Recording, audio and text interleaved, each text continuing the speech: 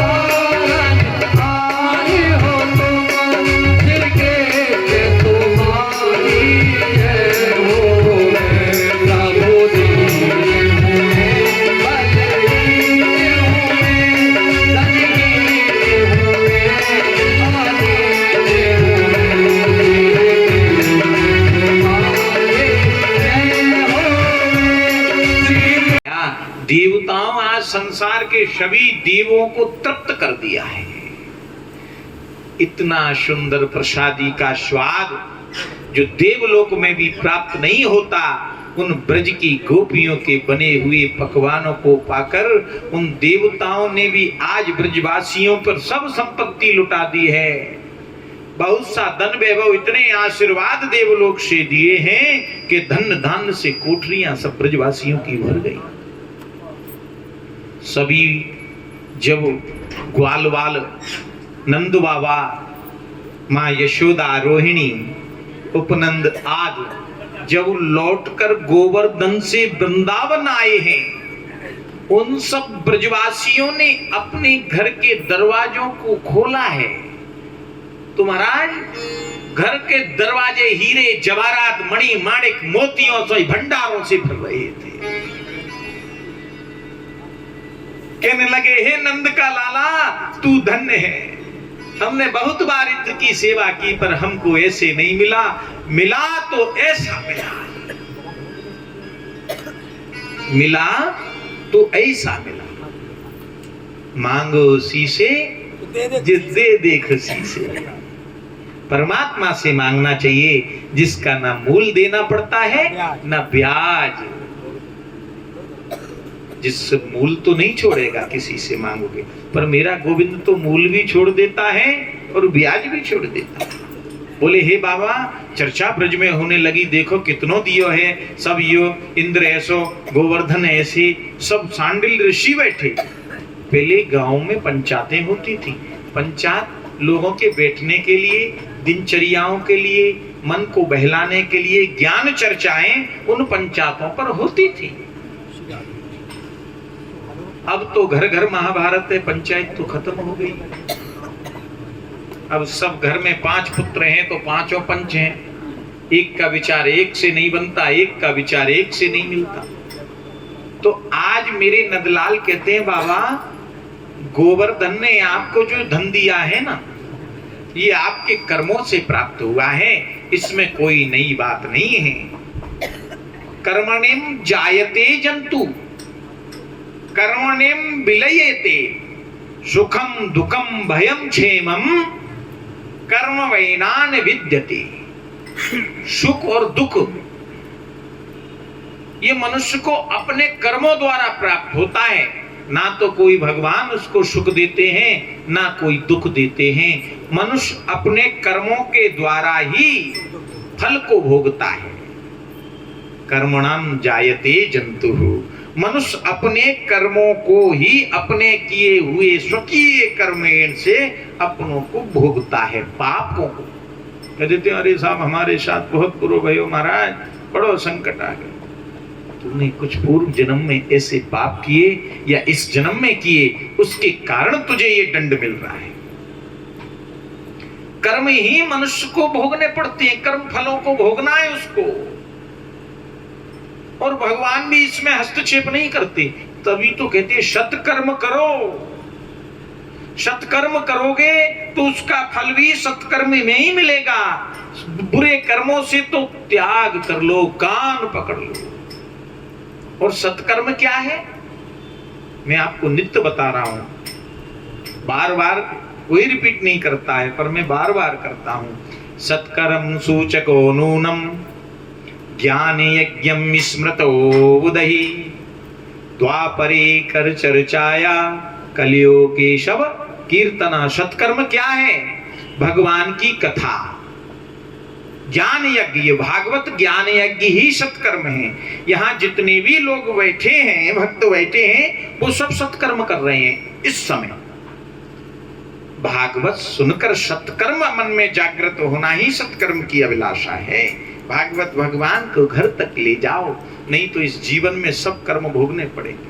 आप हो या मैं हो, संसार का कोई भी जंतु हो, उसको अपने कर्मों का भोग यही भोगना पड़ता है। आपने देखा है ना, श्वान कुत्ता होता है, एक तो गली का, कोई फर्क है नहीं है, और एक गाड़ी में घूमता है, वीआईपी में, एसी में सो रहा है, उसके कमरे में एसी लग रही है, जाति वही, वर्ण वही, व्यवस्था वही, फर्क क्यों? कर्म में फल क्यों? इतना कर्मों में फर्क क्यों हो गया? एक तो सूखी रोटी खा रहा है, एक 10,000 रुपए किलो की ब्रेड खा रहा है। ऐसा क्यों? कि कुछ उसने गलत कर्म किए, उसके प्रभाव से उसे श्वान की योनि मिली, पर उसके कर्म अच्छे थे, जो आज एसी में सो रहा है, अच्छा खा रहा है, अच्छा पी रहा है, अच्छा कर रहा है। किसी को देखकर जलो मत, दागार्डिंग, किसी को देखकर मत जलो। अरे किसी, जितने कर्म तुम्हारे भाग्य में है, जितना घड़ा आपका है भाग्य का, पहले उसको भर लो, वो ही खाली पड़ा है, तब दूसरे का देखना। भगवान ने तुम्हारा घड़ा 5 किलो का बना दिया है और दूसरे का 50 किलो का है, और आप बनना चाह रहे हो 50 किलो वाले की तरह। पहले अपना घड़ा 5 किलो का तो भर ले, तब 50 किलो की इच्छा करना। मनुष्य को अपने कर्मों के द्वारा ही गति प्राप्त होती है। तो कहते हैं कर्म करो तो सत्कर्म करो। जब कोई भी कर्म करने जाओ तो सत्कर्म करो, भगवान को आगे रखो। किनको रखो? सत्य में ही तो भगवान है। तो पहले ठाकुर जी को आगे रखो कि हम जा रहे हैं, हम यहाँ आपके यहाँ कथा वाचने आए हैं ना, तो पहले भगवान से आज्ञा लेके आते हैं, गोविंद हम जा रहे हैं, अच्छी तरह पहुंचे और वहां से सकुशल अपने घर आए। तो गोविंद मदद करता है। आज भी घटना घट गई, आज नहीं आ पाते हैं, आज नहीं आ पाते। आज तो ये समझ लो हम तो बच जाते, पर हमारे आगे 2 लोग थे, उनकी तो निश्चित ध्यान उधर, और साइकिल आगे, एक पुरुष और एक स्त्री, दोनों पति पत्नी, और गाड़ी स्पीड पर। हमारा ध्यान उधर नहीं, हम देवता के मंदिर के दर्शन कर रहे थे। दृष्टि पड़ी और इतनी तेज, क्या कहें, पूरे टायर नीचे दबा दिए। पलक झपकते ही गोविंद ने बचा लिया, नहीं तो उनके लगती हम यहां नहीं आ पाते। तो जहां भी जाओ पहले भगवान से विनती करो, आपके साथ कभी अनिष्ट नहीं होगा। और जब अपने घर घुसो, घर में प्रवेश हो, तो सबसे पहले भगवान के मंदिर में जाओ, हाथ मुंह धो। क्या धोगे? घर में जाते हाथ मुंह धो। हाथ मुंह धोने के बाद गोविंद के मंदिर में जाओ, उनको प्रणाम करो कि हे प्रभु मैं आ गया। इधर रखो भगवान, अब मैं आ गया, आपकी कृपा हो गई, जो मैं सकुशल लौट आया। कोई कमी मुझ में नहीं हुई, मुझे कोई दिक्कत नहीं हुई मेरे नाथ, मैं आ गया हूं। पर हम ऐसा कहां करते हैं, जाते ही जाते घर वालों को देखकर खुश हो जाते हैं, अरे 2 मिनट बाद उन्हें देख लेना, 2 मिनट में क्या हो रहा है। पहले गोविंद को प्रणाम करो, हे कृपालु आज तेरी कृपा से अच्छी तरह सकुशल लौट आए हैं। अरे दुकान पर भी जाओ तो पहले उस परमात्मा को धोख दो, गोविंद आज मैं दुकान पे जा रहा हूं, तेरी इच्छा जो देगा। जब दुकान से लौट के आओ तो पहले हाथ मुंह धो फिर परमात्मा को प्रणाम करो, हे गोविंद आज जो भी ग्राहक आए तेरी इच्छा से हमको प्राप्त हुआ है, आगे तेरी इच्छा। सब भगवान पे सौंप दो। अगर उससे मांगोगे तो व्यापारी हो जाओगे, व्यापारी बन जाओगे। आप व्यापारी मत बनो, भक्त बनो। भक्त कभी मांगता नहीं है, गोपियां देती हैं। कभी भगवान से गोपियों ने कुछ नहीं मांगा है, सिर्फ उसके दर्शन के सिवा कुछ नहीं मांगा। कृष्ण को माखन खिलाया, बहुत सेवाएं मेरे गोविंद की कई, मांगा कुछ नहीं है गोपियों ने जीवन। भक्त देता है, भक्त देता है, लेता नहीं है। और मेरा भगवान उसी भक्त से प्रसन्न होता है जो देता है, वो लेता नहीं। मेरा गोविंद कभी किसी का एहसान नहीं रखता, ये ध्यान रखना। ये इसलिए बात बता रहा हूं, जो आप ये धर्म कर रहे हो इस धर्म का फल आपको मिलेगा। एहसान नहीं रखेगा कि आपने कथा कराई, इतना पैसा खर्च हो गया, दे देगा कहीं ना कहीं से, क्योंकि फिर वो तुम्हारा कर्जदार हो जाएगा और वो किसी का कर्जदार रहना पसंद नहीं करता है, ये ध्यान रखना। वो तो ऐसे भक्तों का कर्जदार होता है, भक्त अमरीश का, प्रहलाद का, ध्रुव का, ऐसे भक्तों का कर्जदार बनता है। हम जैसे साधारण लोगों का कर्जदार नहीं बनता। धर्म कभी निरर्थक नहीं होता। इधर बीज बोते हैं और बीज बोने में, अंकुरित होने में 5 से 7 दिन तो लगते हैं। उसी प्रकार हम धर्म करते हैं, जब वो धर्म रूपी फल अंकुरित होता है तो हमको प्राप्त हो जाता है। हम गोविंद पर एहसान नहीं कर रहे हैं, वो हम पर एहसान कर रहा है जो श्वास श्वास उसकी दी हुई है। तो एक नियम बांध लो। इसीलिए हम ब्रजवासी ये बात कहते हैं कि नियम बांधो। घर से कहीं जाओ तो उसको प्रणाम करो, हे प्रभु मैं आज यहाँ जा रहा हूँ और मेरी जिम्मेदारी अब तेरी है। क्या है, हम कहीं बाहर कथाएं करने जाते हैं, लगातार 3-3, 4-4 कथाएं होती हैं, महीने भर हो जाता है, आते ही नहीं। कहीं कथा करने गए और किसी को आ गई कि महाराज जी कथा करनी है, तो 2 दिन बाद फिर उसके यहाँ उनको अच्छी लग गई तो उनके यहाँ बाहर आना जाना, किराए में पैसा बहुत खर्च होता है। तो जब घर से जाते हैं तो कह के जाते हैं, प्रभु आज हम घर से निकल रहे हैं, आज के बाद जिम्मेदारी तुम्हारी। जिम्मेदारी तो वैसे भी आपकी पूर्ण थी, पर अब जिम्मेदारी ज्यादा है। ध्यान रखना बच्चों का, हमारी माता का ध्यान रखना, हमारे बच्चों का ध्यान रखना, इनको कोई तकलीफ ना हो जब तक हमें लौट कर ना आ जाऊं। जब ऐसे करके जाओगे ना तो तुम्हारे घर में निरोगा बना रहेगा, उनको कोई तकलीफ संसार में नहीं होगी। पर हम ऐसा करते कहां हैं?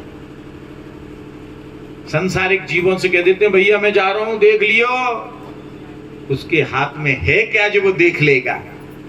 जिसके हाथ में है उसे सौंप के जाओ। बोल भागवत भगवान की। इंद्र नाराज हो गए। इंद्र ने अपना जो गण था, जिसका नाम था सावर्तक नाम का मेघ, सबसे ज्यादा वर्षा करता है, जो सावर्तक उस मेघ का नाम, उससे कहा जाओ ब्रज में वर्षा करो। सब मेघ तैयार, घनघोर बारिश ब्रज में होने लगी है। सभी देवता, आज ब्रजवासी बड़े दुखी हैं, त्राहे त्राहे कर रहे हैं, हे नंद के लाला हमको तू बचा ले, अरे तू ही हमारा प्राण आधार है। सब ब्रजवासी आज नंद के आंगन में आ गए। बोले चिंता मत करो, पूजा भी तो मैंने करवाई है, रक्षा भी मैं करूंगा। देखिए ब्रजवासी जब संकट पड़ा तो किसके पास गए? जगत नियंता के। बुआ फूफा ताऊ चाचा पिता किसी के पास नहीं भग के गए। उन्हें मालूम है संकट काटने वाला तो यही है, संकट कटे हरे सब पीरा। जो सुमरे हनुमत बलवीर। अभी आपने सुनी नहीं है, कभी हमारी फेसबुक लाइव सुनना, उसमें हनुमान कथा है, भगवान हनुमत लाल की कथा है। इतनी आनंद देने वाली उस अंजनी नंदन की कथा है, उसको सुनकर ही तुम्हें प्रेम हो जाए। भाई हम लोगों ने तो कथा का ही तो बीड़ा उठाया है, भागवत नहीं तो हनुमान कथा सही, हनुमान कथा नहीं तो शिव पुराण सही, शिव पुराण सही तो देवी भागवत सही।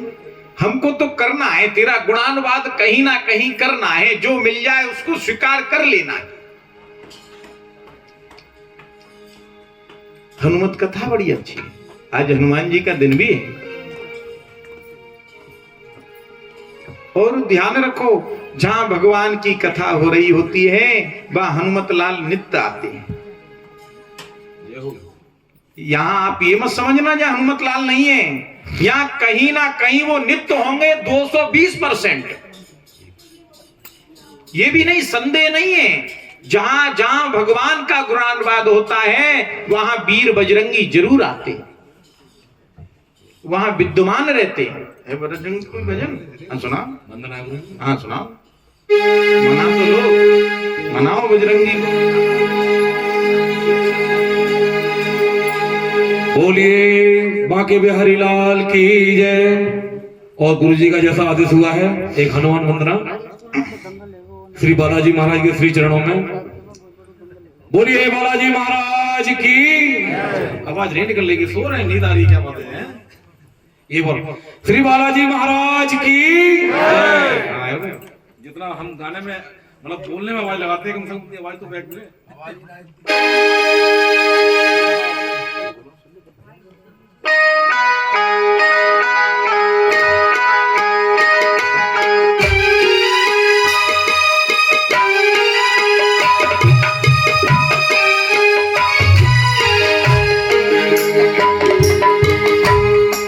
पवन सुत वीर बजरंगी, तेरे हम भाए हैं, तेरे हम आए हैं। पवन सुत वीर बजरंगी, तेरे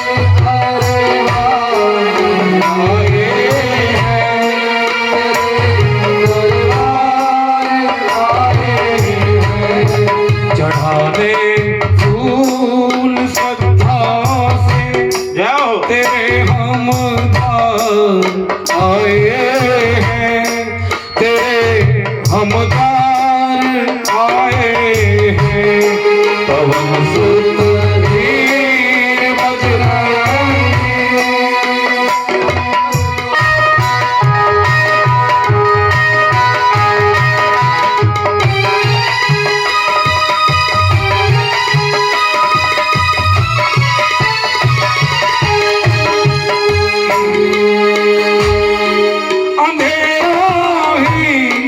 अंधेरा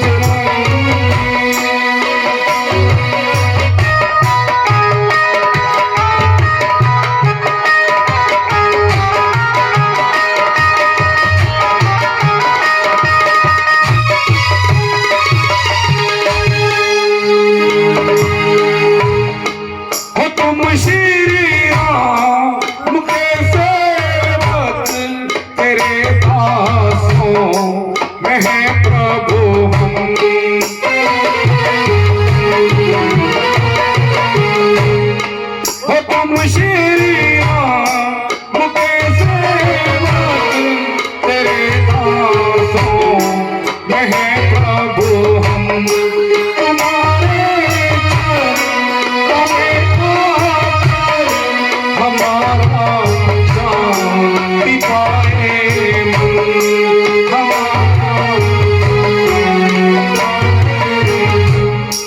लगा लो अपनी सेवा में, लगा लो अपनी सेवा में, तेरे हम आए हैं, तेरे हम आए हैं,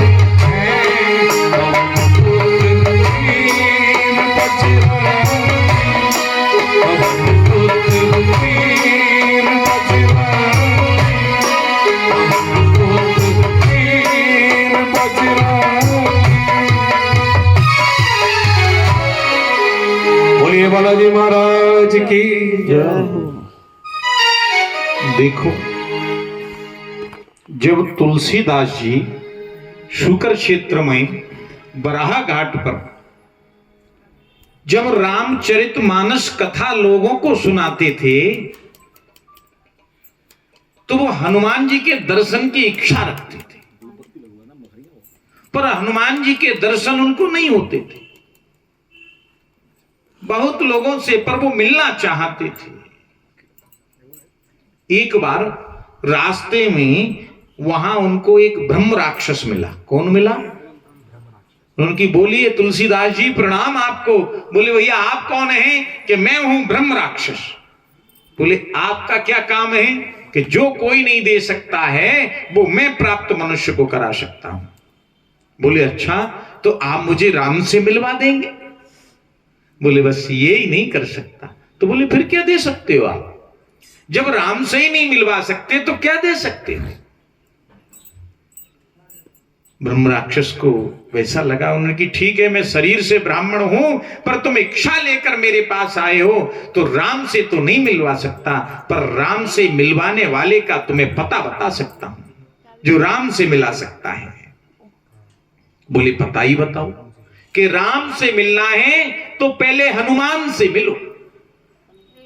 जब हनुमान मिलेंगे तभी राम मिलेंगे, अन्यथा राम आपको प्राप्त नहीं होंगे। बोले सरकार हनुमान कहां मिलेंगे? बोले आप नित्य रामचरितमानस की कथा जब लोगों को सुनाते हैं तो वो कथा सुनने हनुमान जी भी आते हैं। जहां जहां भगवान की चर्चा होती है, जहां जहां हरि की चर्चा होती है, वो हरि वहां सुनने और आता है। हरि बंदर से भी कहते हैं। बंदर के पर्यायवाची में हरि भी आता है। वो हरि वहां जरूर आता है। हरि की कथा हो तो हरि ना आए तो कैसे? बोले पहचानेंगे कैसे, ये तो बता दो। बोले देखो, जो लास्ट में सबसे लास्ट में जाए, जब कथा विश्राम हो जाए, सभी लोग प्रसाद पाके जा निकले, और जो सबसे लास्ट में जाए तो समझ लेना वही हनुमान। तुलसी बाबा ने 1-2 दिन ऐसा किया, पर हनुमत लाल गायब हो जाते थे। तुलसी समझ गए अब मुझे दर्शन नहीं देंगे। फिर ब्रह्म राक्षस से कहा, बोले सुनो, जयकारा लगा देना जब लास्ट हो और सभी प्रसाद पाले, तो राम जी का जयकारा लगाना, जय श्री राम बज सिया रामचंद्र की जय।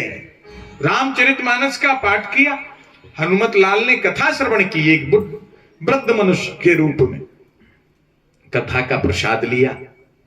एक बट वृक्ष के पीछे, हमारे यहाँ वो बट वृक्ष है, प्रलय काल से पर भगवान का प्रतिरूप मान लेते हैं हम, उसी वृक्ष को हम वो बट वृक्ष मानते हैं। उसके पीछे हनुमत लाल छुपक गए। अब तुलसी बाबा को तो लोग तो दिखे जाते बहुत से, पर मालूम ना कि हनुमान कौन है।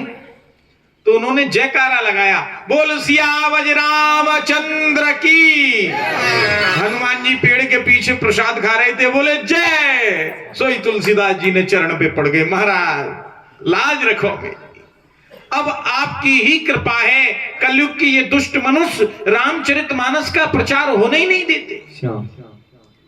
तुलसीदास जी ने बड़ी ठोकरें खाई हैं रामचरितमानस के पीछे। वो जमाना संस्कृत के विद्वानों का था। किनका था? संस्कृत के विद्वानों का। वेद पाठशाला बनारस में थी और तुलसी ने जो रामचरितमानस जो लिखा था वो अवधी में था, हिंदी में था। और हिंदी की उस समय कोई वैल्यू नहीं थी। जिस प्रकार आज अंग्रेजी की वैल्यू है, हिंदी की वैल्यू नहीं है, उसी प्रकार